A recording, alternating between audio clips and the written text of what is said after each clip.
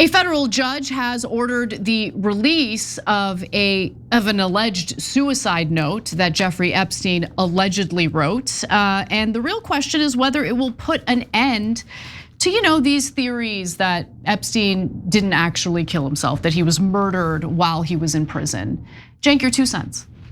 Yeah, they won't. The suicide note's a joke. So you're gonna see it in a second and see all the problems with it. But there was one thing else that I found out in this story that I did not know about Jeffrey Epstein's death. And that's a doozy, so we got that here as well. Yep. Go ahead. Okay, so how do we have the release of this alleged suicide note? It turns out that the New York Times had been petitioning a federal judge to release it. It was part of the evidence in a separate case, believe it or not. Now, I'll tell you how it was part of a separate case in just a moment, but it was sealed ever since Epstein's death was announced back in 2019. If you're wondering, well, what does it read? What does it say? Let's take a quick look at it. Here is the suicide note in question. It's difficult to read, but I'll go ahead and tell you what it says. They investigated me for months, found nothing. So 15-year-old charges resulted. It is a treat to be able to choose one's time to say goodbye. What you want me to do? Burst out crying. No fun, not worth it. Okay. Yeah, that sounds like him. It sounds like someone trying to make it sound like him. Because remember, his emails are full of all sorts of grammatical errors, misspellings, whatever. And look, we don't know. We don't know whether this is an authentic suicide note written by Jeffrey Epstein. We have no way of confirming it. And by the way, the New York Times was unable to confirm it as well. All right, I'm just gonna say, the guy who found it is Nicholas Tartaglione. Okay, it was his cellmate. Okay, allegedly. Former Italian-American cop from New York. And I'll draw your attention to the second to last line. What you want me to do? About it, crying? Okay, maybe it was Epstein, maybe it wasn't. Okay, you'll see why it wasn't. Okay, by the way, we need to pronounce the Italian gentleman's name correctly. Okay, it's Tartaglione. Okay, that's his name. He made Epstein an offer that he couldn't refuse. Okay, all right. Okay. So Epstein's cellmate, Nicholas Tartaglione, said he discovered the note in July 2019 after Epstein was found unresponsive with a strip of cloth wrapped around his neck. Epstein survived that incident, but he was found dead weeks later at the age of 66 in the now shuttered Metropolitan Correctional Center in Lower Manhattan. When jail officials asked Epstein about the red marks on his neck after the incident in July, he first said that Tartaglione had attacked him and that he was not suicidal.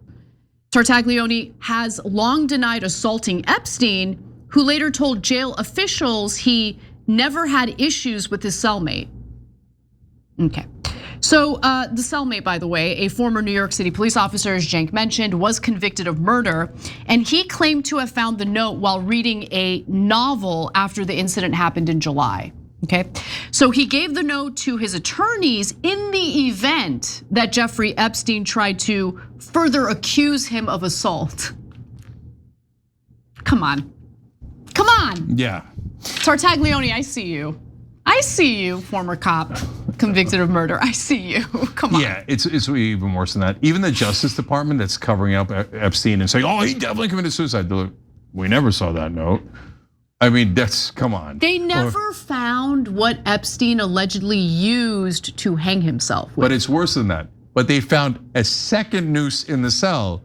But golly gee, why would there be two nooses?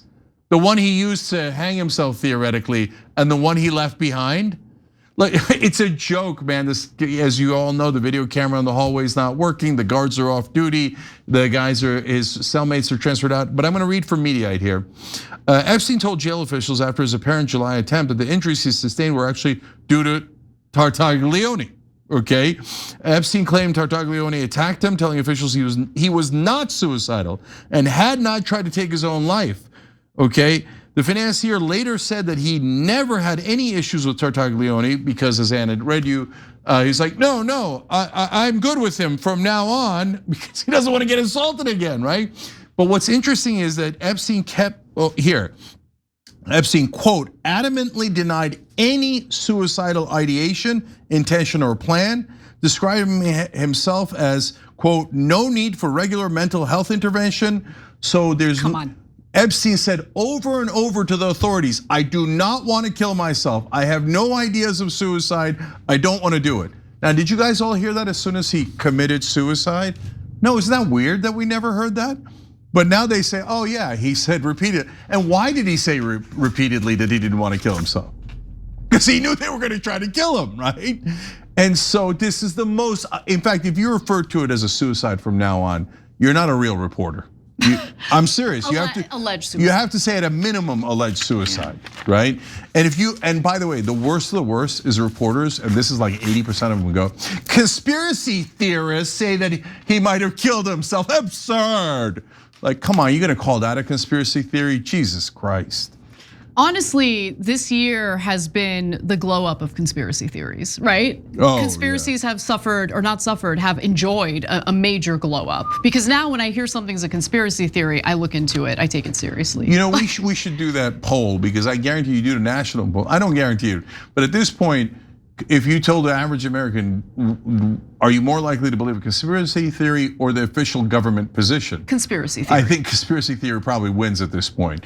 Whereas if you ask mainstream media, the people who are supposed to challenge the official government narrative, it would be 100-0. Official government narrative, what do you mean, you sick, disgusting conspiracy theorist? The government's always right. I'm a reporter. Okay. Every time you ring the bell below, an angel gets his wings. Totally not true, but it does keep you updated on our live shows.